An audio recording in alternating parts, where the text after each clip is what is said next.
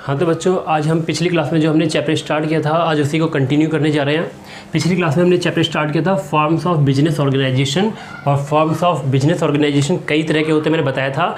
आज हम उसमें से पहला डिस्कस कर रहे हैं, सोल प्रोप्राइटरशिप। ठीक है, इसकी एक वीडियो मैंने पहले बना दी है, और इस वीडियो को देखने के लिए इससे पहले वाली वीडियो ज़रूर देख लेना। ठीक है, तो मैंने फर्स्ट में नेचर बता दिया था, डेफिनेशन बता दी थी कि क्या होता है सोल प्रोप्राइटरशिप।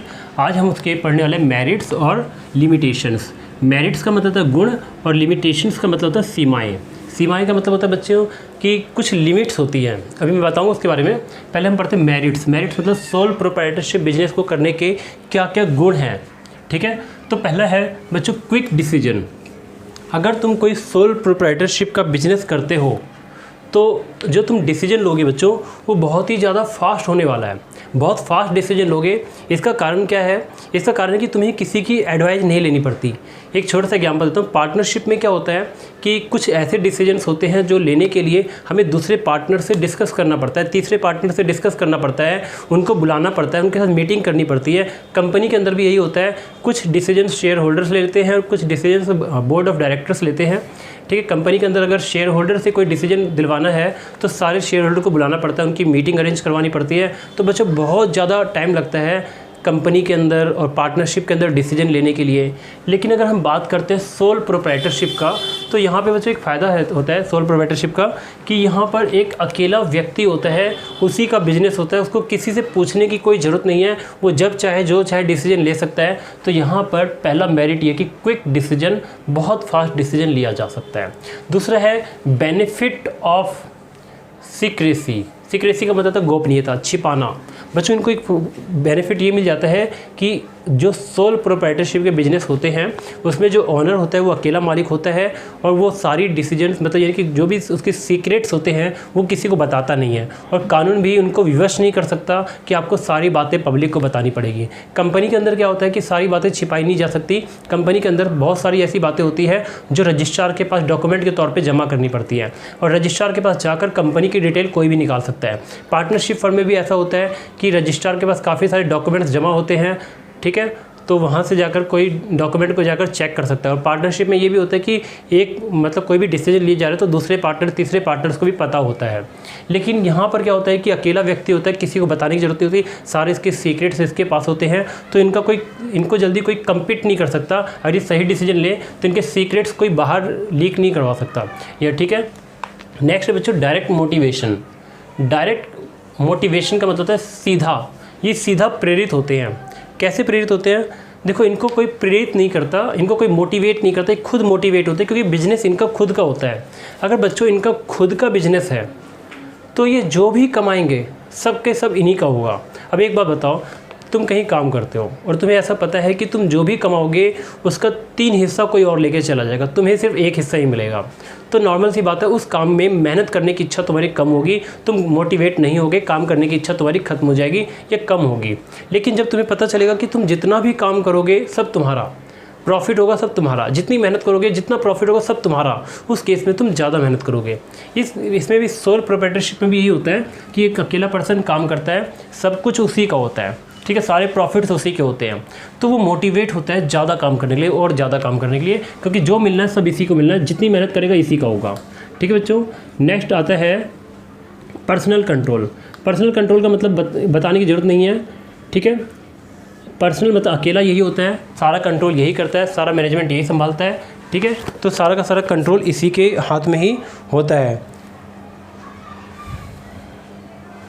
और जब सारा का सारा कंट्रोल ये खुद करता है तो नॉर्मल सी बात है कॉस्ट कम आती है। कॉस्ट कम क्यों होती है? क्योंकि सारा का सारा कंट्रोल इसी के हाथ में होता है, सारा का सारा मैनेजमेंट इसी के हाथ में होता है। तो किसी प्रोफेशनल को बाहर से हायर नहीं करना पड़ता, किसी प्रोफेशनल को मैनेजमेंट के लिए सैलरी नहीं देनी पड़ती, क्योंकि खुद ही मैनेजर भी होता है।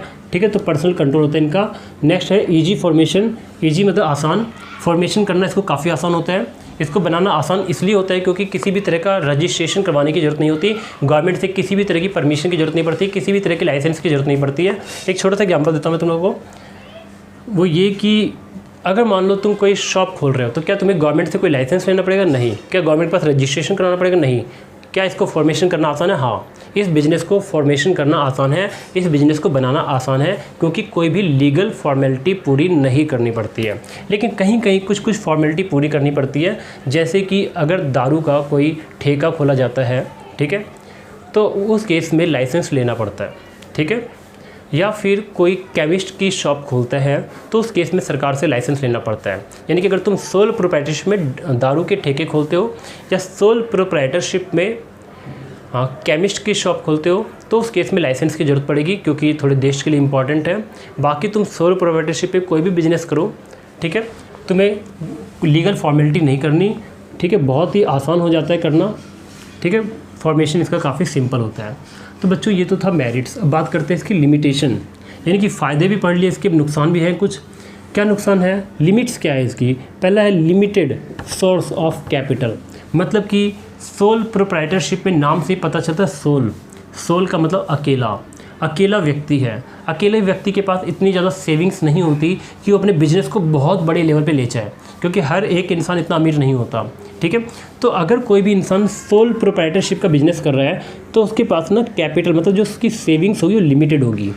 जब लिमिटेड सेविंग्स होगी तो कैपिटल भी लिमिटेड लगाएगा, पैसा लिमिटेड लगाएगा, बिजनेस भी लिमिटेड ही रहेगा उसका, ठीक है।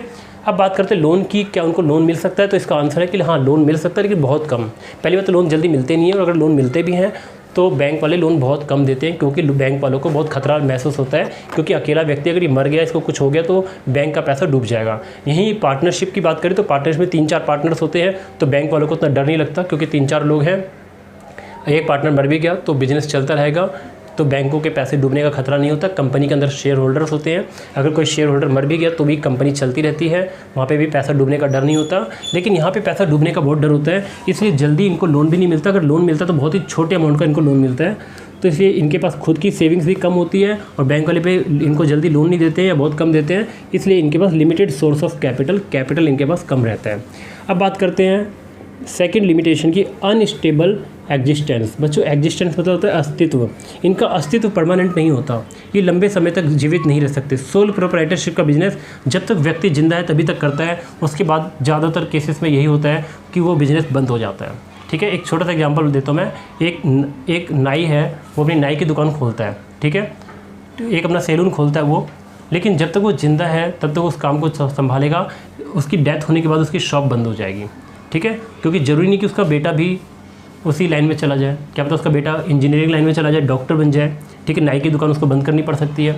इसी तरीके से कोई ब्यूटी पार्लर है, ठीक है, कोई लेडी चला रही है, अगर उस औरत की डेथ हो जाती है, उस लेडी की डेथ हो जाती है, तो उनको अपना बिजनेस बंद करना पड़ सकता है। तो इनका एग्जिस्टेंस जो है, अस्तित्व जो है, वो परमानेंट नहीं होता, अनस्टेबल होता है, कभी भी ख़त्म हो सकता है, ठीक है, डेथ होने पे, पागल होने पे ख़त्म हो जाता है। अब बात करते हैं लायबिलिटी की। तो लायबिलिटी बच्चों यहाँ पे अनलिमिटेड होती है, मैं पिछली वीडियो में बता दिया था, इसके लिए पिछली वीडियो देख लेना, काफ़ी अच्छे से एक्सप्लेन है। लायबिलिटी अनलिमिटेड का मतलब होता है कि अगर इस बिज़नेस में लॉसेस होते हैं या इस बिज़नेस में कर्ज संपत्ति से ज़्यादा हो जाता है, जैसे कि जितने रुपए की संपत्ति, मान लो कि संपत्ति है 10 लाख, तुम्हारे बिजनेस की संपत्ति 10 लाख रुपए की है और बिजनेस के ऊपर कर्ज 18 लाख रुपए का है, तो इस केस में क्या है कि संपत्ति को बेच के 10 लाख की पेमेंट होगी, बाकी का जो 8 लाख का कर्ज है वो उसकी पर्सनल संपत्ति, यानी कि जो उसकी पर्सनल प्रॉपर्टी है, प्राइवेट प्रॉपर्टी है, उससे वसूल किया जाएगा। उसकी घर की प्रॉपर्टी भी बेची जा सकती है, ठीक है। तो लायबिलिटी यहाँ पर अनलिमिटेड होती है। अब बात करते हैं मैनेजमेंट की। तो यहाँ पे मैनेजमेंट अनबैलेंस होता है। अनबैलेंस का मतलब होता है मैनेजमेंट इनका सही तरीके से नहीं हो पाता, क्योंकि बच्चों यहाँ पर एक ही व्यक्ति होता है, वही सेल के डिसीजन लेगा, वही परचेज के डिसीजन लेगा, वही प्रोडक्शन के डिसीजन लेगा, वही एडवर्टाइजमेंट के डिसीजन लेगा, वही फाइनेंस के डिसीजन लेगा। अब एक अकेला व्यक्ति इन सारे काम में एक्सपर्ट नहीं हो सकता, क्योंकि सारे काम वो संभालना उसके लिए बहुत मुश्किल हो जाएगा, ठीक है। इसलिए वो जो भी डिसीजन लेता है उसके डिसीजन ज़्यादा अच्छे नहीं होते हैं, अनबैलेंस्ड डिसीजन होते हैं, ठीक है बच्चों। तो आज के लिए सिर्फ इतना ही, और ये चैप्टर एंड हो गया, बाकी हम नेक्स्ट में करते हैं।